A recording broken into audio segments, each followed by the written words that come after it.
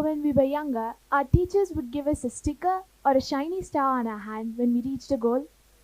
Back then, that small star meant everything. It was proof that we had done something right. It really didn't matter how big or small our achievement was. Writing neatly for one day or getting the answer right to one question felt like the biggest victory. Some of us would even proudly show off our stars to our parents the moment we reached home. It was just a tiny symbol, but it carried so much meaning. And as we grow older, we might not get those little stars on our hands anymore, but we still chase that same feeling of achievement. It just transforms. Now it may come in the form of a small tick mark on our to do list, a tiny symbol that shows we've succeeded. Even that small tick mark can give us a sense of progress, moving forward, and even earning something. Isn't it funny how the way we measure success changes, but that feeling behind it, that excitement and that validation, that stays the same? But here's the thing, believe it or not, the hardest part of success isn't the journey itself. It's actually starting the journey. We often believe that success is all about long hours, endless efforts, and complicated planning. But the truth is simpler. Taking that first step is what truly matters. The beginning is when everything feels heavy, uncertain, and even impossible. I'm NIHARIKA PRAVEEN, and that's what I'm here to talk about today. Starting the spark. Have you ever seen a spark ignite? It starts out as the smallest speck of light, almost invisible, almost uncertain. If you blink, you may even miss it. But given the right conditions, a bit of air, a bit of fuel, and maybe a bit of warmth, it grows into a bright, blazing fire. A fire that can spread, illuminate, and transform. That's what each one of us needs. The right conditions that not only start our spark, but also support and nurture it so it can grow into something powerful and unstoppable. But sparks don't just come out of nowhere. They come from the people, moments, experiences, opportunities, and sometimes even challenges that shape us without us even realizing it. When I was 4 years old, I was a professional dancer, acing expert dance routines and winning contests. Back then, it wasn't really a success or achievement to me. I was just doing something I enjoyed, something that made me feel alive. But looking back, that was one of my first sparks. Something that pushed me out of my comfort zone and helped me shine. At 7, I was a singer, performing proudly whenever I could, be it school events or family gatherings. I always sang with confidence, with joy, and passion. That was another one of my sparks, something that taught me beginnings can be exciting and expressive. When I was 10 years old, I was completely obsessed with reading. I'd read so much that my parents had to put me on a reading limit every day just so I'd focus on my schoolwork too. That obsession is what shaped my imagination, my creativity, and my ability to learn. It showed me worlds I had never seen before and ideas I had never heard of.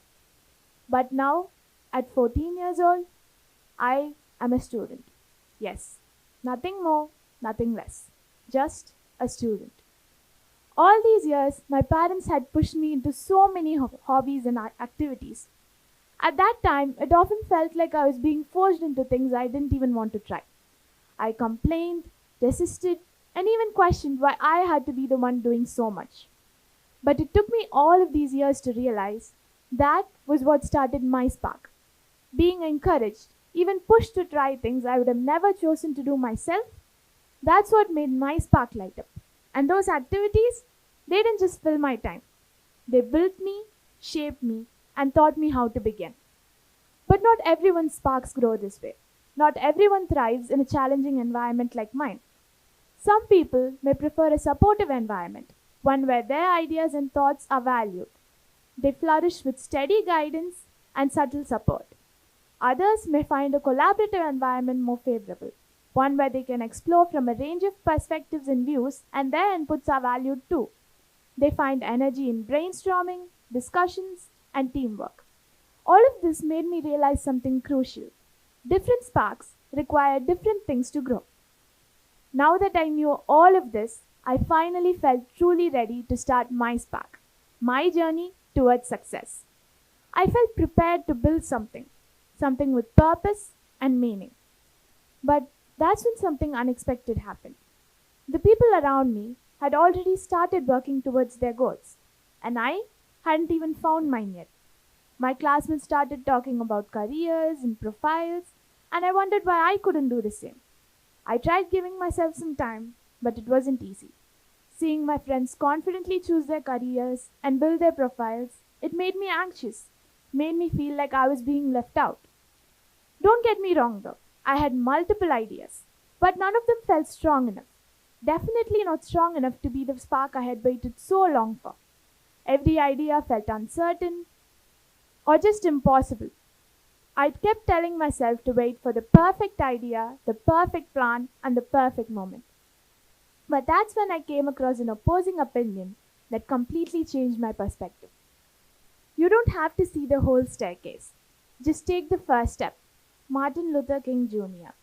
This single line made me realize something powerful. Maybe the spark doesn't come before the beginning, it comes after. Maybe you don't get your spark and then take your first step. Maybe you take your first step and that's how you get your spark. Thinking more deeply about this made me realize something else. We often underestimate how long it truly takes us to understand ourselves. We expect clarity at 14, 15, or even 16. But life doesn't come with a fixed timeline. And growth isn't a race, it's a slow and steady unfolding. Not all sparks come with a dramatic moment. Some grow quietly through conversations, failures, boring routines, and moments we never really paid attention to. Maybe that's why so many of us feel lost. Not because we're behind, but because we're still in the process of becoming. And the more I talk to people older than me, the more I realize even adults don't have everything figured out.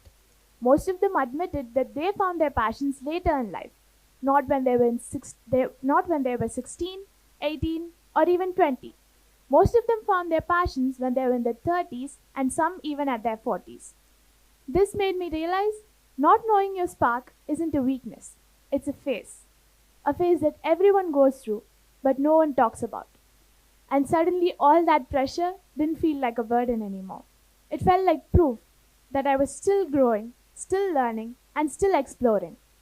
So, after all these stories, reflections, and discussions, I'd like to leave you with the truth today. I haven't even found my spark yet. But the difference is, now I'm ready to take the first step towards it.